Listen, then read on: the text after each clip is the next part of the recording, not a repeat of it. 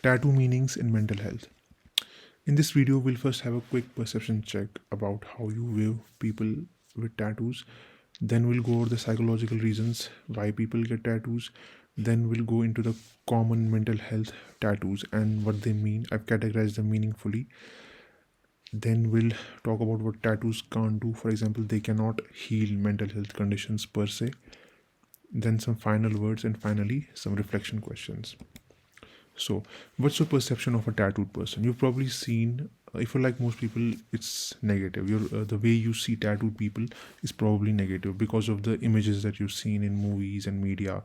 Commonly, tattoos are associated with criminals, gangsters, addicts, and so why is it that the perception we have of tattooed people is generally negative? Although it is changing now in Western cultures as tattoos become more common, but for many for most societies in the world, tattoos defy social norms. So when you do something that defies social norms, when you do that, you're seen as different from us. So people put you in a category of them, us who don't get tattoos, and them who get tattoos, them weirdos, bad people who get tattoos. So you automatically sort of judge those people negatively. And this is explained in psychology by a phenomenon known as elaboration likelihood model. So what this says is that we tend to make snap judgments about people based on the information available, and usually that information is visual. So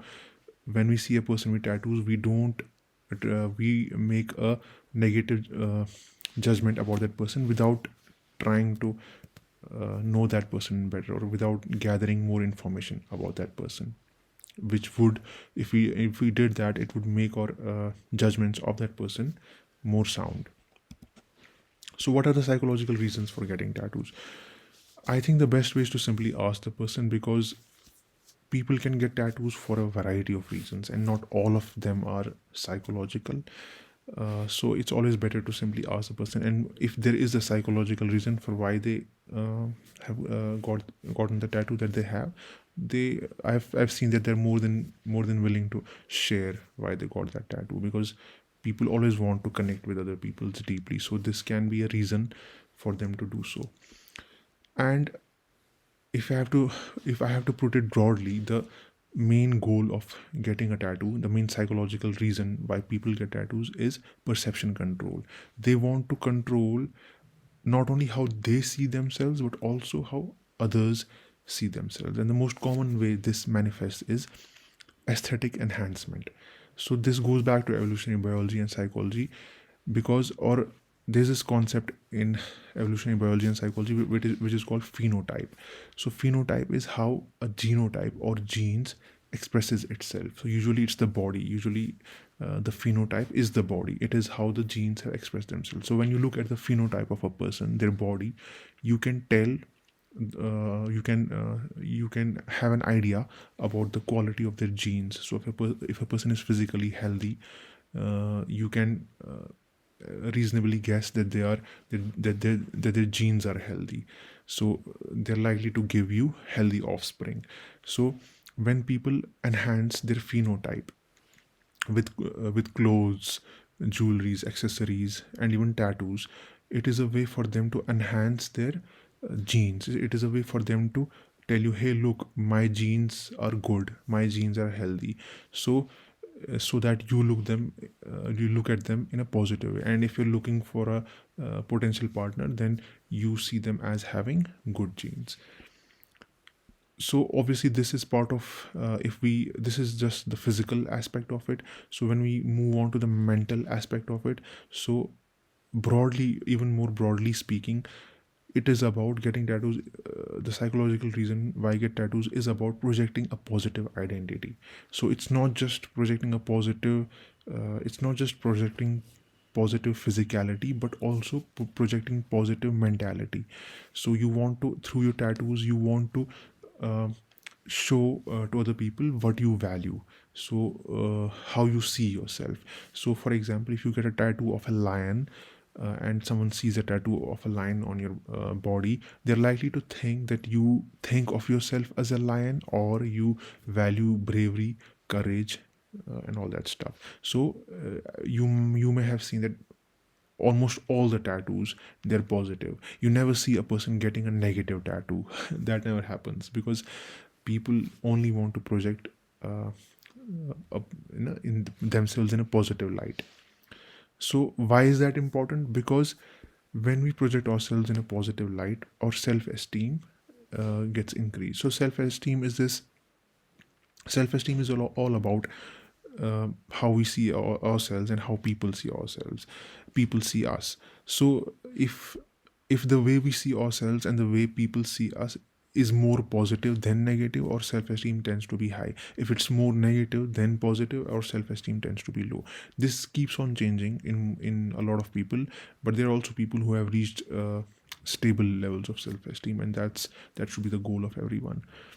So these last two, symbolic expression, meaning making, these are directly related to mental health. Symbolic expression again simply means seeing your body as a canvas to project your ideas, to project your internal world uh, to the world. And meaning making is all about making sense of the traumatic experiences that you've been through. So when we've been through a traumatic experience, we go through this stage, as we'll see later, we go through this stage where we're trying to make sense of what happened to us, and tattoos help us do that. So let's dive into mental health tattoos.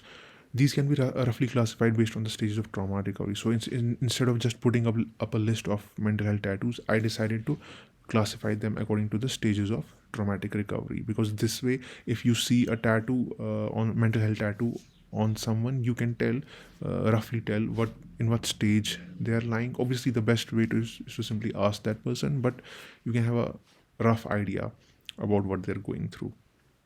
So the stage one is acute distress. So this is where the traumatic incident happens. So when you see tattoos related to stage one, so they've probably only recently experienced a traumatic experience. So stage two is survival, stage three is recovery or meaning making, and finally stage four is growth or integration. So stage one is acute distress. So this is a period of overwhelming emotional pain that can involve overwhelming stress or loss, which disintegrates identity. So these traumatic experiences, what they do is they disintegrate our identity. They shatter our self-image. They shatter how we see ourselves. So this is a very, it's not. I wouldn't. It can lead to identity crisis when that happens, but it really is all about like the fragmentation of self that happens. We had we before this traumatic experience, there was a way in which we saw ourselves, and when this traumatic experience happens, that self disintegrates, that self is shattered into pieces, which leads to emotional pain. When that happens, you fail to make sense of what's happening to you because the pain is so overwhelming. You do not it is very hard for your mind to make sense of what's happening to you in the moment, because if it were so easy, and because if the emotional pain were if the stress and emotional pain were manageable, then this wouldn't have happened. Then the failure to make sense of what's happening to you would not have happened. And this period is characterized by feelings of helplessness, hopelessness, and powerlessness. So the tattoos that reflect this stage of trauma recovery, they sort of express what it feels like to be inside that trauma. So either it has very recently happened, or it's currently happening. So what are the stage 1 tattoos and their meanings? So the common stage 1 tattoo is a storm cloud tattoo. So this represents living under persistent psychological heaviness with no clear relief yet. So you're going through a storm. So the best way to show that you're currently going through a storm in your life is to have this storm tattoo on your body.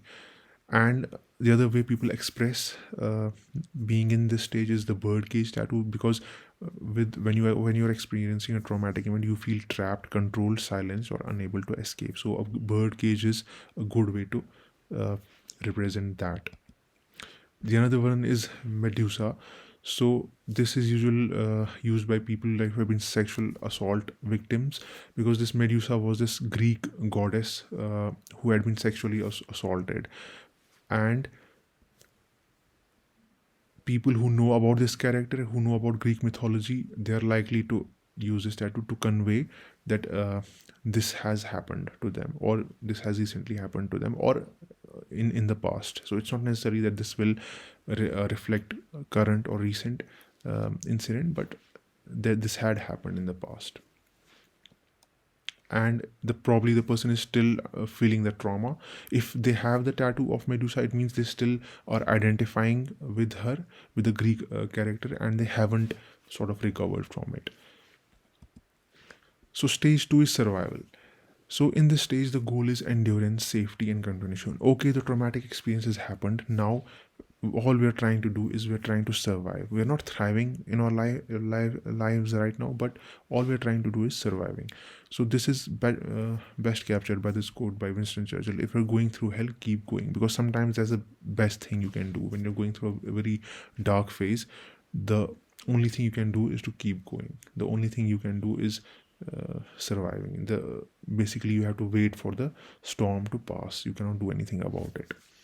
So the tattoos that express this have this underlying message that I didn't end. Even though the storm came, it didn't sweep me away with it.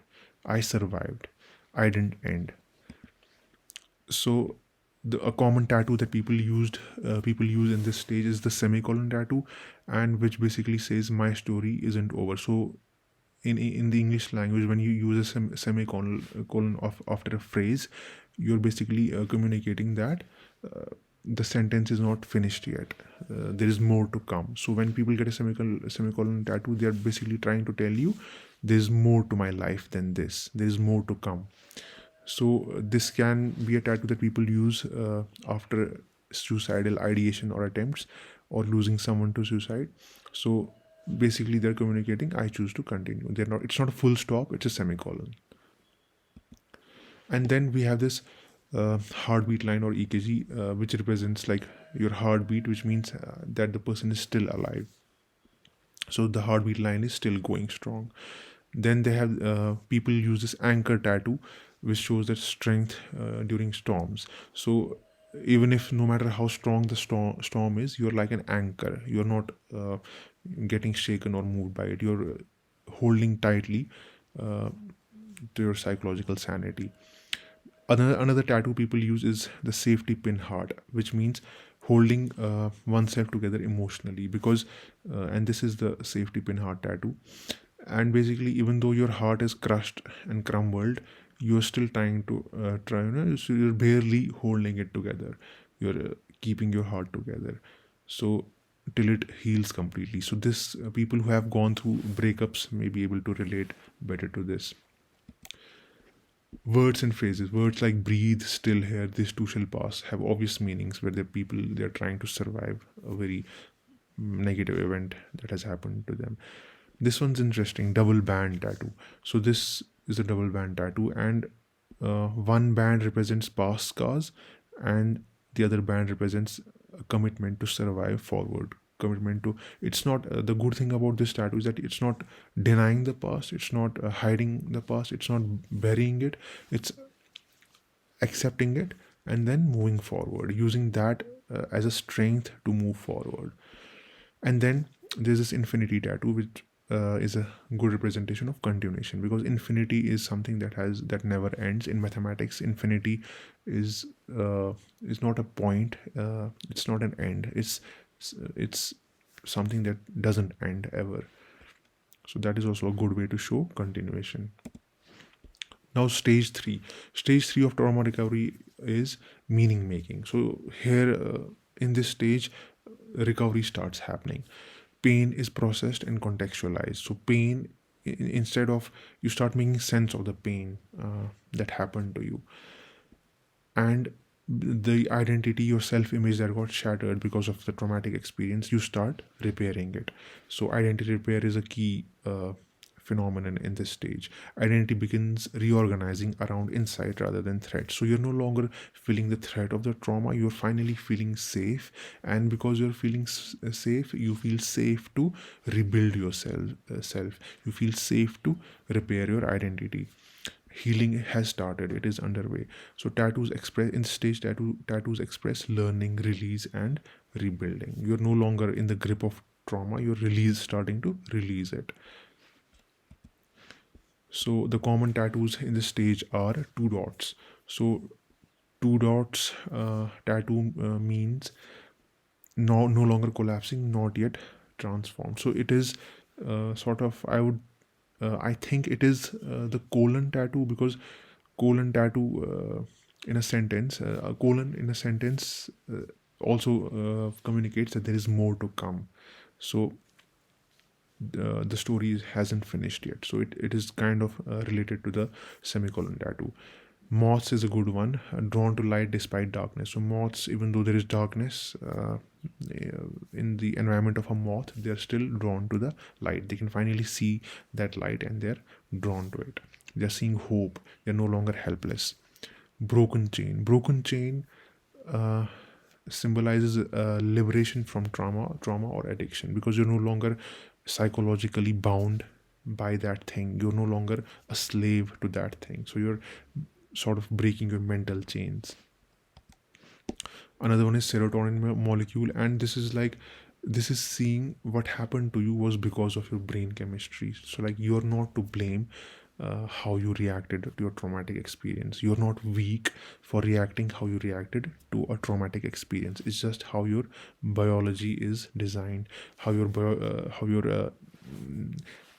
psychology and neurology is designed to handle trauma. That's what you did when you went through that trauma. So it's acknowledging that there were some serotonin deficits that happened during that phase, and having self-compassion for yourself. So appreciating the biological wave of trauma. So that this is all that it all comes down to brain chemistry. Snake is a good one. It represents shedding old psychological skin. So we all know that snakes tend to shed their skins frequently. So you're sort of shedding this old skin. Maybe you have this identity that you might have developed because of a traumatic experience, this negative identity. So you're now starting to shake it off. You're starting to shed it off. Mountains. Uh, Mountains give you perspective. They symbolize resilience and strength. Mountain is like, when you look at a mountain from a distance, uh, it's a different view. When you climb on a mountain and look at the view around you, it's a so it's like a huge shift in perspective. Mountains represent a huge shift in perspective. So when you are starting to recover from a traumatic experience, there occurs this huge shift of perspective that starts your healing journey. Stage 4 is growth or integration. Trauma no longer defines identity. Like, it's no longer who you are, it's just something that happened to you. And meaning is forward focus. You're not like stuck in the past. You're like, okay, this happened to me. I am not what happened to me, and how can I use what happened to me so that I can move forward in my life? How can I learn and integrate my traumatic experience into my memory and move forward? How can I uh, close the book of the traumatic experience that happened to me, and put that book back into the bookshelf, instead of keeping it open in my mind and constantly sifting through the pages, which usually happens after traumatic experiences. So we no longer do that, because that during that phase we're trying to make meaning. But when the meaning has started to form, when we have started to make sense of the traumatic experience, we just close that book and we put it in the bookshelf, and it sits there in our bookshelf of our minds, along with other normal memories. So it becomes a normal memory of during this stage. Identity is fully transformed and reintegrated. So we we have a new identity, and it's not uh, a negative identity. It's usually a positive identity that we are able to form. Agency is restored, and we have once again feel a sense of control over our lives, because our trauma no longer controls us. So we feel that we are more in control of our lives. Tattoos that represent this stage express agency, freedom, and post traumatic growth. And fun fact here, an interesting fact, most of the people that go through traumatic experience post traumatic growth and without any therapy. So a lot of people, trauma is obviously seen as something very bad these days. It's seen as something that is, oh my god, like a person who is like gone through a trauma, they need a lot of like help, which is true, they do need help, but most people are able, like they overcome trauma by themselves. So which means that we have the capacity to overcome these storms that occur to us. Stage 4 tattoos. The common stage 4 tattoos are butterflies, which represents transformation, freedom. Lotus rising through the trauma mud. So, despite the harsh conditions underneath, we've still risen up and blossomed. Bird. Bird is, but this is just bird, not bird cage. So the bird has been released from its cage and it is experiencing freedom. No more cage. Phoenix is a good one. It's a mythological immortal bird uh, that arises from the ashes. So it just dies and it arises from the ashes. And finally, sunflower turning toward light. This is again like very similar to the moth tattoo, but it's a good representation of turning towards the light. Words and phrases like hope, heal, ampersand. Again, continuation. It's a continuation tattoo. And I continue. And so this is not, this happened to me, and there's more to come. And I haven't stopped there. Pain exists and life expands. Anubis is another mythological protective dog, and basically when you're going through the transition, you're sort of protecting yourself and your identity and your self-worth. So this is a good way to represent that. This is an important section. What tattoos can't do. Mental health tattoos per se can't help you heal trauma. So all of these, it's interesting to note that all of these tattoos that we've discussed so far, they do not, they are not a tool to heal trauma. They are not a tool to improve your mental health. They are a way to express how you're already feeling, how your internal world already feels to you. It's a way to externalize what you already feel inside. So you still have to do that internal work to overcome your trauma by yourself or with the help of a therapist. You still have to improve your mental condition, and when you do that, the tattoos that you get on your body will reflect that. They reflect how you feel internally, and not the other way around. They don't help you feel, just if you are like if you've just gone through trauma, it's not that getting a tattoo about a storm will make you feel better about it automatically. It won't.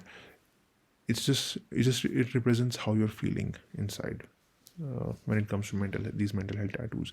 So at best, they're a reflection of your internal world rather and inner work. So if you don't do any inner work and keep, so if you're, for example, going through stage 1 of trauma recovery, so you've just experienced a traumatic experience, and then you say, no, I want to recover as fast as possible, so I'm going to get a stage 4 tattoo. But stage 4 is not how you feel right now, so that tattoo won't make sense to you right now, and it will not magically transport you to the stage 4 of trauma recovery. So you have to do that slow, laborious work, inner work, to come out of your traumatic experience. At worst, emotional crutch, illusion of control, excessive showing off. So mental health tattoos can become an emotional crutch, because you can get stuck in a particular stage trying to express that stage to other people. So that is something you have to be careful of. And when you modify your body like that, it gives you a false sense of control. But you don't want to control your body, you want to control your mind. You want to regain control of your mind that trauma has sort of tried to take away from you. That is the goal here. The goal is not excessive showing off or getting this false sense of control. The goal is to express how you feel inside already. And obviously you have to be aware of the potential cost, like how people might negatively perceive you and all of that. You have to take that into consideration as well. Some final words here. Has your perception of a tattoo person changed? I mean, my certainly did when I saw, like, when I went through these mental health reasons, psychological reasons why people get tattoos. And I asked someone on social media recently, they had gotten this lotus tattoo, and I asked them why they got that tattoo, and they replied that because it symbolized resilience and growth. And it made perfect sense because I was preparing this video at that time, and it was perfect. That and I had this not happened, had I not made this video, it's likely that I might have attributed some other reason for them getting that tattoo. I don't know, maybe they're trying to show off, or maybe they just want to look good. But by asking that person, uh, they clarified that it was a deliberate tattoo that they got, and the reason was that they wanted to represent growth and resilience. So having tattoos per se is not an indication of mental health issues, but having a mental health tattoo, also having a mental health tattoo does not make a person weak. So mental health has a stigma. We all know that people who go through mental health issues, they face uh, a stigma. They're somehow seen as uh, weaker, or like not strong enough, and all of that. But we know that when something traumatic happens to you, we go through those stages of helplessness, hopelessness, and all of that. And we, most people, as I said before, they are able to recover from all that. So judging a person simply for having mental health issues and getting these tattoos that represent mental health, I think it is a very uh, unenlightened way of seeing things and people. So people, I think it's good that people, how they're feeling, they are expressing through their tattoos. And of course, it takes some vulnerability and bravery. And I appreciate people who do this, who express how they feel inside through their tattoos. So once you understand this perspective, you automatically become less judgmental of tattooed people, because you don't do that fast thinking. You don't do that, okay, he's a tattoo, he's a criminal, he's a gangster, he's a some kind of an addict. You try to understand, you process that information more deeply. You do some slow thinking and not fast thinking.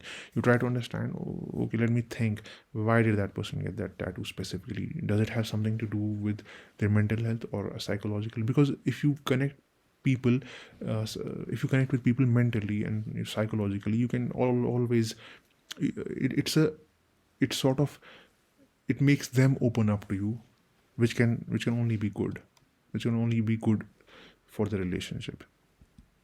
So here are some final reflection questions.